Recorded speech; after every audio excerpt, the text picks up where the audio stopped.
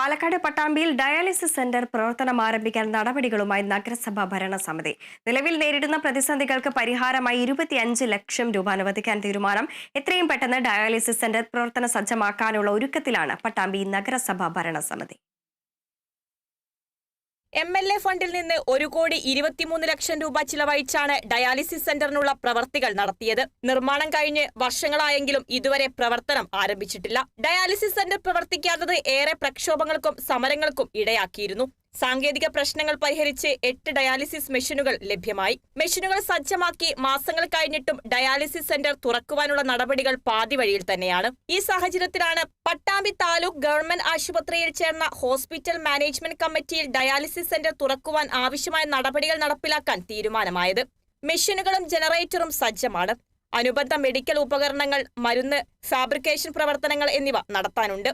ഇതിനായി നഗരസഭാ ഭരണസമിതി 25 ലക്ഷം രൂപ അനുവദിച്ചു.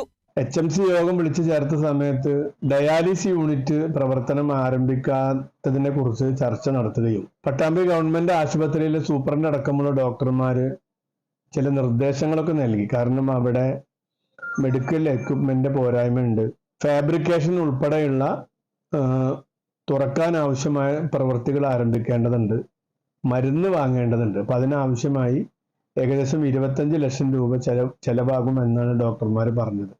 ആ 25 ലക്ഷം രൂപ അനുവദിക്കാൻ നഗരസഭ തീരുമാനിച്ചിട്ടുണ്ട്. താൽക്കാലികമായി HMC ഫണ്ടിൽ നിന്ന് ആ പണം എടുത്ത് ചെലവഴിക്കുകയും അത് നഗരസഭ ഫണ്ട് നൽകുന്ന സമയത്ത് അത് റീകൂപ്പ് ചെയ്യുന്നതിന് വേണ്ടിയിട്ടാണ് ആലോചിച്ചിട്ടുള്ളത്. നിലവിൽ ചാലിശ്ശേരി സാമൂഹികാരോഗ്യ കേന്ദ്രത്തിലും ഒറ്റപ്പാലം താലൂക്ക് ആശുപത്രിയിലുമാണ് സമീപത്ത് സൗജന്യ ഡയാലിസിസ് ചെയ്യുന്നത്. തടസ്സങ്ങളെല്ലാം നീക്കി പട്ടാമ്പിയിലെ ഡയാലിസിസ് കേന്ദ്രം പ്രവർത്തന സജ്ജമാകുമ്പോൾ പട്ടാമ്പിയിലെയും പരിസര പ്രദേശങ്ങളിലെയും നിരവധി രോഗികൾക്ക് വലിയൊരാശ്വാസമാകും. Kerala Vision News, Palakkad.